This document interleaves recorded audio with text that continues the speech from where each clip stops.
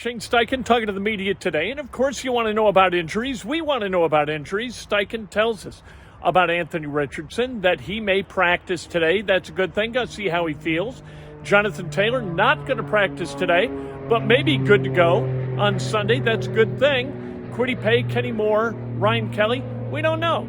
We'll talk to those guys. We'll look at practice and we'll see who's up and who's down. But it's all hands on deck. If you wind up going 3-2, if you can beat the Jacksonville Jaguars for the first time in a decade down in Jacksonville, you kind of set yourself up, right, for a nice run of games in October. Then you go to Tennessee. You've got the Dolphins without Tua here. And then you go to Houston. That's 4 games. And potentially you can see your way clear to winning 3 of those 4. And if you wind up 5-3 at the end of October, you feel really good about the playoff chances for the Colts. And that's a hell of a long way to come from 0-2, where everybody was feeling a little bit down in the mouth about the Colts and thinking that, hey, this thing is kind of not on the right track and not moving in the right direction. Well, you know what? At the end of this month, we might think that it is. All right. I'll start off just talking about, I know you're going to ask about Anthony and JT. JT won't practice today. Anthony, we'll see on a limited basis possibly. We'll get him warmed up before we go out to practice, see how it goes. What kind of determines, I guess, whether he practices, just how he feels? Yeah, how he feels, Okay. Medical staff, Yeah. see how it goes. So it sounds like he has made some progress, though. I mean, I know initially that thing hurt. No, he's feeling really good. Good. So we'll see how it goes today, see how the week goes. And you just need to see that he can play the position. I mean, That's right. That's right. restriction. Right. If he feels good and he's ready to go, he'll be out there for sure. Shane, how much practice time does he need? I think it's case by case, to be honest. Got a lot of faith in him, regardless of how much he practices. So we'll see how it goes. So he can play without practicing? Yeah. JT, can you characterize kind of what he's dealing with? I know he's had that history with the ankle, obviously, but is he feeling better? Yeah, he's feeling good. Promising, or- He's feeling good. Okay. So we'll see how the week goes for him as well. Yeah. Wednesday's kind of typically a day that you guys give to anybody who's kind of dealing with something, right? Yeah, sometimes, yeah. Shane, how do you all, I guess, absorb the loss of Taekwon and just kind of keep this thing rolling despite losing a couple of starters? Yeah, it hurts, obviously, losing Taekwon. I won't put a timetable on his return, but gosh, what a competitor. He's battled through injuries his whole career. Obviously got another one. But, just like we talk about all the time, it's next man up. Go out there and go compete this Sunday. Shane, a quarter into the season, what have you liked from your team so far? I really like the resilience that they played with. We always we talked about it earlier, it's a long season. You start off 0-2, and obviously it's just, there's all the narratives like, oh man, they're 0-2. I mean, you could lose 2 in a row, week 10, week 11. We just happened to do it the first 2 weeks, and now we're sitting at 500. And I like the way our team's been battling. Obviously, a division opponent on the road is going to be huge going into Jacksonville this week. So I like the way they're fighting for sure. And where do you want to see him? Everywhere. I mean, obviously, we want to take care of the football. I thought we did that last week. Getting the takeaways, we got that. We got to continue doing that because, we talk all the time, winning the turnover battle is huge in this league, and we got it done last week. How have you kind of survived these defensive line injuries, and as you further erode with depth, just, is there a breaking point, or do you feel like you can weather? Well, I think it's a credit to the guys in that room stepping up, and it's a credit to the position coaches, Charlie and Raish and Gus, getting those guys ready to play every week. I mean, that's this league, right? Guys are going to go down, and guys got to step up, and those guys have been doing a hell of a job doing that the last 2 weeks, and we got to continue doing that. Shane, Jacksonville has not been too kind to this team over the years. Will you use that as kind of like motivation to try to get one down in this week, or what is the approach that you get ready to? This morning when I had the team meeting, I talked about, the standard. And the standard doesn't care about how talented you are. It doesn't. It cares about how consistent you are and how disciplined you are. And we got to be disciplined and consistent in our approach every week. Doesn't matter who we're playing, where we're playing. I don't care that they're 0-4. They're a damn good football team. They've had some close games, obviously, that could have went either way. And we got a division opponent that we got to go beat. Shane, with Anthony, I know obviously the game's moving fast, a lot was happening then, but just looking back, do you have any regrets about when you brought him back in or deciding to run him? Or?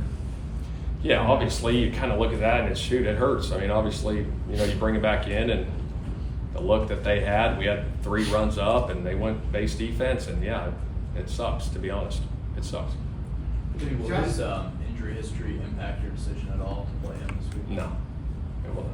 Shane, when you got a quarterback situation like this where you hope he plays it, where his practice is at least limited, what issues does that do as far as preparation? Because then you've got to get Joe ready as well. Yeah, I know that's the deal we got to figure out, obviously, as we're going today and tomorrow and the next day. But again, the mental reps, if he's in a limited basis, making sure he's locked in back there, getting those mental reps.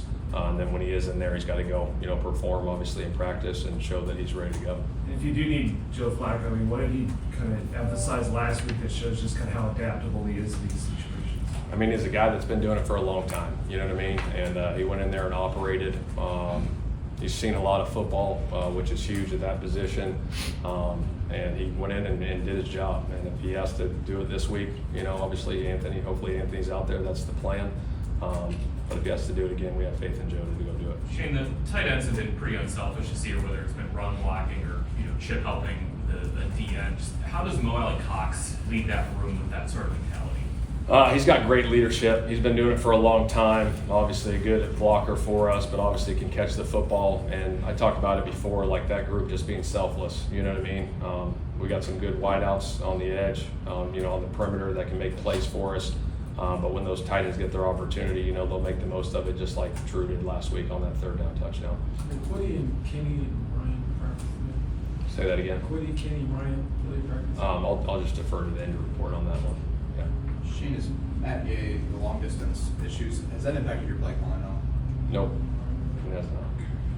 With Josh Downs, some of the motions that they use with him, is that a skill like route running? Are there certain guys that can do that and others that maybe can't? I mean, he's pretty crafty at doing some of those things. So, but there are other guys on our team that can do that as well. But obviously, we do that with him probably more than anybody. It's a new D coordinator down there. How much do you go back to last year? I mean, you got to, right? I mean, it's a whole new system. Obviously, when he was in Atlanta, so you go back and look at all last year's stuff. You go back, obviously, and look at the first 4 games, see if he has changed certain things, and you go from there. What about their offense? I mean, they scored 30+ on you both times last year. When you go back and look at them, what were they able to accomplish? Well, I think they're very talented. Obviously, they got the rookie receiver, Thomas, who's very explosive. The other receivers explosive. The 2 backs, Bigsby, Etienne, explosive.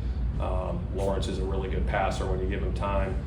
He can sit back there and complete balls with accuracy. So we're going to do a hell of a job, collapsing the pocket, keeping them in the pocket, and not letting these guys get off and run down the field. Sam Womack got a lot of playing time on Sunday and seemed to play pretty well. You guys feeling like he's taking a step forward for you guys? I mean, obviously. Yeah, absolutely. He's played a lot of ball. Obviously, coming over from San Francisco, similar scheme, but he did some really good things. Obviously, had the PVU on the 1 3rd down right there, but he's playing aggressive. He's playing physical. We like where he's at.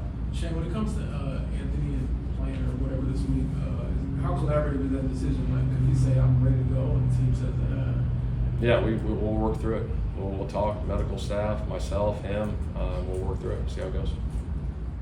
So good news from Steichen about Richardson. Richardson gives the Colts a much better chance of winning than Flacco. That much is obvious and much more difficult to prepare for.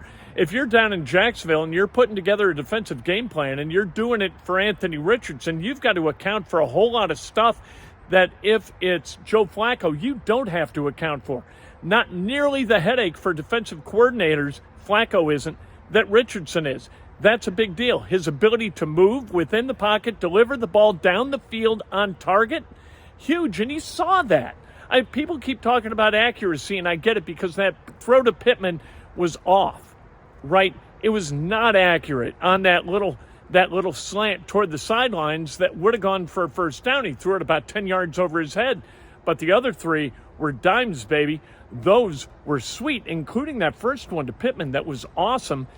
This offense with Anthony Richardson put together 2 really, really good drives, the kind of drives that Joe Flacco didn't sniff during that game against the Steelers during his play. And that's not to crap on Flacco. Flacco's a backup quarterback for a reason.